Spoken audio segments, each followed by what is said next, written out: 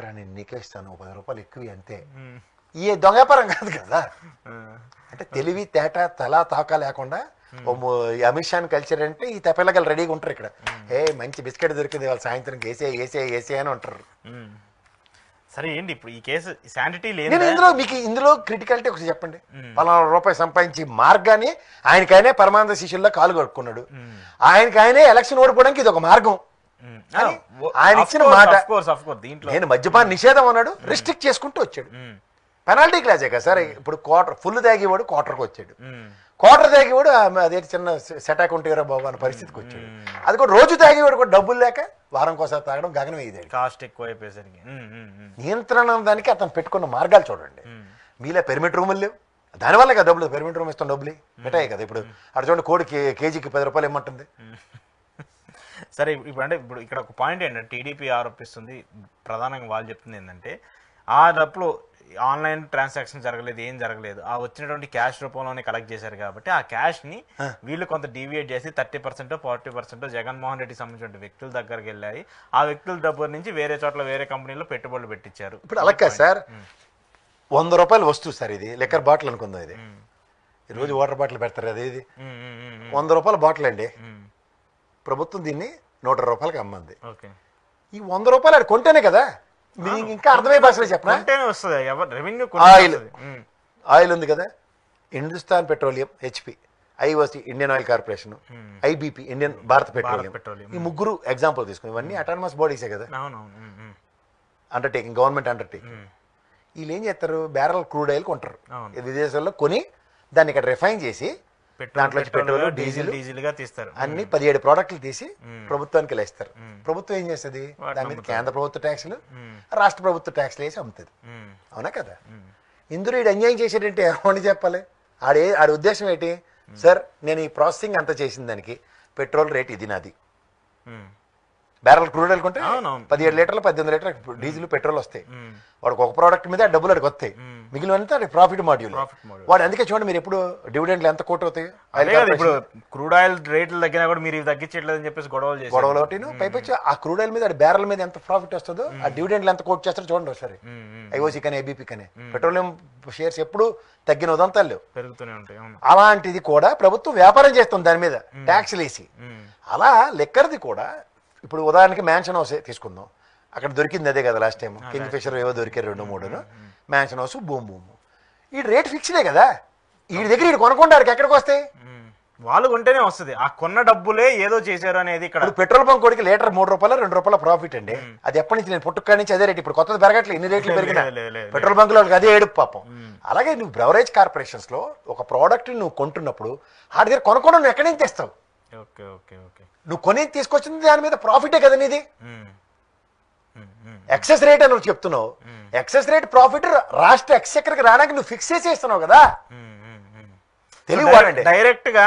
Okay, మీరు చెప్పేది ఏంటంటే నేను ఫిక్స్ చేసిన రేటే డైరెక్ట్ ప్రభుత్వ ఖజానాకు వస్తుంది, ఇంకా దాంట్లో ఎక్కడ వెళ్తుంది అంటారు మీరు. ఇప్పుడు ఇది మ్యాన్షన్ హౌస్ అండి, ప్రభుత్వం మ్యాన్షన్ హౌస్ దగ్గర 100 రూపాయలు కొంది, దీన్ని 130 రూపాయలకి అమ్మింది అనుకుందాం, 30 రూపాయలు కదా ఎక్స్చెక్కర్కి వచ్చేది. అవునవును. ఇప్పుడు 130 రూపాయలకి అమ్మన్నాడు, ఆ కానిస్టేబుల్ కూర్చొని అమ్ముతుంటాడు. ఆ 130 రూపాయలు తీసుకొచ్చి క్యాష్ ఇస్తేనేటి, కార్డు ఇస్తేనేటి, బ్యాంక్ అకౌంట్కి ఇస్తేనేటి. నేను గతంలో మీరు ట్రెజరీలకి వీటికి చలాన్ క్యాష్ కట్టి ఇవ్వరు కదా, ఆడ ఏమైనా స్వైప్ కార్డు పెట్టుకుని రా గీకుతాను రా, ఇక మా నరేంద్ర మోడీ యాప్ పెట్టాడు, ఏమైనా ఉన్నాయా, లేవు, ఆన్లైన్ పేమెంట్స్ లేవు అసలు. ఓకే, సో అయితే అసలు ఏముండదు దీని వరకు, ఏదో కొండంతవి ఎలకన పడ్డమే అడావడి. వీళ్ళు ఇక్కడ ముందు చిన్నప్పుడు ఏమనుకున్నారు, వీళ్ళు కేజ్రీవాల్ మనీష్ సిసోడియా మెడతట్టేసినప్పుడు కవితకి ఏమవుదో అవుతాం అనుకుంటే లాస్ట్కి మడతట్టేసి అప్పుడు జైల్లో పెట్టారు. అవుట్కమ్ ఏమైంది, నాకు end of the day Vijayasai Reddy అల్లుని పెట్టారు, మాకు శ్రీనివాసరెడ్డి కొడుకుని పెట్టారు. మీరు తేల్చింది ఏంటి చెప్పండి, ఎంత అన్యాక్రాంతమైంది. తిరిగి 164 కోట్లు ఎంత వాళ్ళు టెండర్లు వేసుకుని వాళ్ళందరూ అప్పుల పాలే తిరుగుతారు రోడ్ల మీద. అంటే ఇక్కడ ఇంకో కాంట్రడిక్షన్ కూడా ఉంది.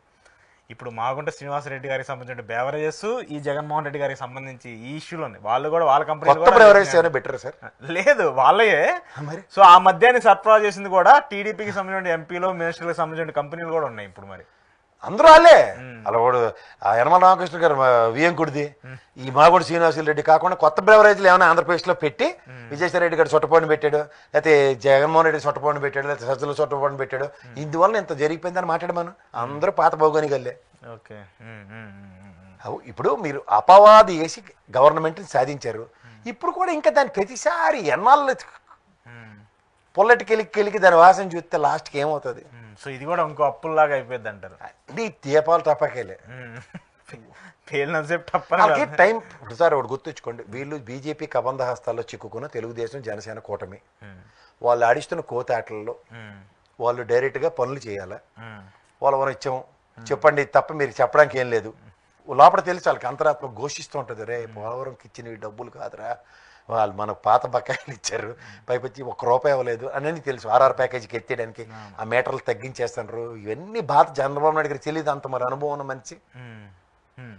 వైజాగ్ రైల్వే జోన్ ఇచ్చాం చెప్పండి. డబుల్ ఇంజిన్ సర్కార్ అంటే లోపల దయించేసాం. కేకేలేని లేకుండా ఇదెందుకు ఈ దిక్కుమాల మనకి చంద్రబాబు గారికి తెలీదా? మనిషి అంత మనిషి సార్ ఆయన. ఆయన రాజకీయం తెలియకుండా ఎలా ఉంటుంది. కానీ ఇంకా రాజకీయ ప్రయోజనాల కోసం ఆయన ఇంకా ఇదేంటి ఏమనంటే ఈ దరిద్రం ఏంటి నాకు, ఈ దరిద్రం ఏంటి అనుకునే బాధలో ఉన్నాడు ఆయన. Okay okay. సో ఇదైతే ఏమంటుంది, జస్ట్ ఏదో టైం పాస్. అలా 2-3 రోజులు ఈ సంవత్సరం బడ్జెట్ పెట్టి 79,000 కోట్లు కావాలరా బాబు అంటే 17,500 కోట్లుగా లెక్క చెప్తుంటారు సంక్షేమాలకి. ఇవన్నీ దొరికిపోయాము, పై వాళ్ళకి వేసాము, మేము కూటమి దేనికి కట్టామంటే ఓన్లీ రాజకీయ ప్రయోజనాలు సాధించుకోవడానికి, అధికారం సాధించడానికి అని చెప్పేసాడు కూడా. ఇవన్నిట్లోంచి మనం బయటపడాలంటే ఏంటి చేయాలంటే ముందు జగన్మోహన్ రెడ్డి మళ్ళీ ఆవువ్యాసంకి వెళ్దాం, కొత్త పాయింట్ తెచ్చాను నేను అని చెప్పి లావకృష్ణరాజు పిల్లిమెల్ల గంట వాడికి కట్టాడు, మళ్ళీ లావకృష్ణరాజులకు కట్టాడు. ఆయనే ఇప్పుడు మాగుంట శ్రీనివాసులు రెడ్డితో ఎందుకు చేయించకూడదు? ఆయన ఎంపీ కదా. అవునండి సార్, మళ్ళీ సార్ నా బెవరేజ్ కార్పొరేషన్ అదే సార్ మొత్తం మన తెలిస్తే జగన్మోహన్ రెడ్డి ఆయన చెప్పడు. ఆయన చెప్పడు, ఎందుకంటే ఆయన ఆల్రెడీ ఇరుక్కున్నాడు కదా, ఢిల్లీ లిక్కర్ కేసులో ఆయన ఉన్నాడు కదా. నువ్వు కానీ సరే నువ్వే చెప్తే ఎలాగైంది కదా, కొడుకు మాట్లాడేశారు కదా వాళ్ళు. ఈసారి భలే ఉంటది మొత్తం జగన్మోహన్ మీరు తిప్పి వచ్చని చెప్పి ఆయన ఎందుకు అయిలే. ఇప్పుడు ఆయన వెళ్ళి ఇప్పుడు మరి మీరు ఎందుకు చెప్తాను ఇప్పుడు ఏడు తెలియని లావకృష్ణ తీసుకొచ్చి ఊరికే 4 కాగితాలు పాత కాగితాలు అనుకుని ఆ ఫైల్ తీసుకెళ్లి అమిత్ షా దగ్గరికి వెళ్తాడు. సరే ఇలా జగన్మోహన్ రెడ్డి ఇలా చేశాడంటే ఆల్రెడీ మీరు మీ కొడుకు ఢిల్లీ లిక్కర్ కేసులు ఉన్నారు కదా, మళ్ళీ మీరు ఎలా చదువుతున్నారని చెప్పేసి అడగడు అమిత్ షా. నాకు ఇప్పుడు వెంజంట పాలిటిక్స్ నడుస్తుంది కదా, మన కూటమని నేను రెన్యువల్ అవ్వాలంటే మీరు మనీష్ సిసోడియాని, కేజ్రీవాల్ని, కవితని ఎలా మరతెట్టిస్తారు, నేను కూడా మరతెట్టండి సార్, ఎవరికి అనుమానం రాదు. వారిని ఆల్రెడీ ఈడీ సిబిఐ కేసులో నెత్తి కేసు ఎప్పుడే దానికి డిశ్చార్జ్ పిటిషన్లు ఇవ్వలేక సత్తనం మేము, మళ్ళీ కొత్త ఈడీ కేసు ఎట్టే మాకు తర్వాత మామూలుగా ఉండదు అని వాళ్ళు చెప్తారు. వీళ్ళట నేలమాలికలు ఓసారి, ఈసారి ఏమాక విదేశాలు, విదేశీ వ్యవహారాల మంత్రి వీళ్ళందరికీ ఇప్పుడు పని ఎడతారు అన్నమాట. గవర్నమెంట్ అంత రెడీగా ఉందా యాక్సెప్ట్ చేసి ఇవన్నీ చేయడానికి? గవర్నమెంట్ అంత రెడీగా స్కిల్ డెవలప్మెంట్ బోర్డు కాన్స్టిట్యూట్ కాకమునుపు ఒక చీఫ్ మినిస్టర్ డిస్కషన్ తో డబ్బులు అన్యాక్రాంతం అయ్యే అన్నది కేసు అండి. ఇదేంటంటే లిక్కర్ స్కామ్ లో డైరెక్ట్ గా క్యాష్ పంపించేసాడు, ఎక్స్చెక్కర్ నుంచి వెళ్ళాలి క్యాష్. అసలు అదే ఇప్పుడు చెప్పే స్కిల్ కేసు క్లియర్ గా ఉంది, సిమన్స్ కంపెనీకి ఎలా వెళ్ళింది, ఎన్ని డబ్బులు వెళ్ళినాయి, ఎలా వెళ్ళింది అనేది ఒక క్లారిటీ ఉంది. దానికి సంబంధించి వాళ్ళు కేసు పెట్టినా దానికి సిమెన్స్ కాదు కదా, మధ్యలో డిజిటెక్ పేరు చెప్పి చెట్టు పేరు చెప్పి కాయలు అమ్ముకునే బ్యాచ్ కదా. సో ఇప్పుడు వీళ్ళ కంపెనీకి సంబంధించి క్లారిటీ ఉంది, కానీ ఈ డబ్బులు ఎలా వెళ్ళాయి సార్ మళ్ళీ మాట. ఇప్పుడు రాష్ట్ర ఖజానా నుంచి ముఖ్యమంత్రి 90 పంపించి 5 లక్షలు, 90 పంపించి 10 కోట్లు అని ఆ వెసులుబాటు ఎవరికైనా ఉందంటే చెప్పమన్నాడు సార్ మళ్ళీ అన్నమాట. ఏ ప్రభుత్వానికి ఉండదు, ఏ ముఖ్యమంత్రికి ఉంటుంది, ఎవరికి లేదు, నేను ఒకటికి ఎలాగ వస్తుంది ఎమ్మన్నా సరే సార్ మనం ఇలా డైరెక్ట్గా ఎత్తలేము సార్, మిఠాయిలు ఏవో చూసుకోండి, డైరెక్ట్గా ఇలా ఒప్పుకోరు సార్ అని చెప్పాలా.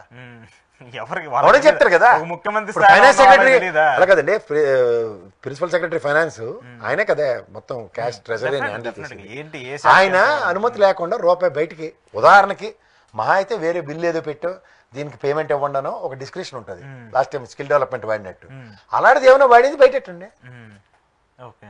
అంతేకాదు దాని లెక్కరు క్యాష్ ట్రాన్సాక్షన్ కాబట్టి సగం డబ్బులు పేమెంట్ తాడేపల్లి భవన్లో ఇచ్చి మిగిలిన తీసుకెళ్లి ట్రెజరీలో కట్టారండి. ఇలాంటివి కుదరవు. లావకృష్ణదేవరాయలు గారు మిమ్మల్ని అనవసరంగా చిన్నపిల్లని చేసి మీ మెల్ల గంట కట్టారు వాళ్ళు. ఇదే గంట మాగుంట శ్రీనివాసరెడ్డికి మెల్ల కట్టుంటే బ్రెవరేజ్ కార్పొరేషన్ దగ్గర స్పిరిట్ ఎంత కొన్నారో లెక్కలు చెప్పుందుడు, ఇది ఏ విధంగా మా దగ్గర డీవియేషన్స్ అయ్యో చెప్పుందుడు.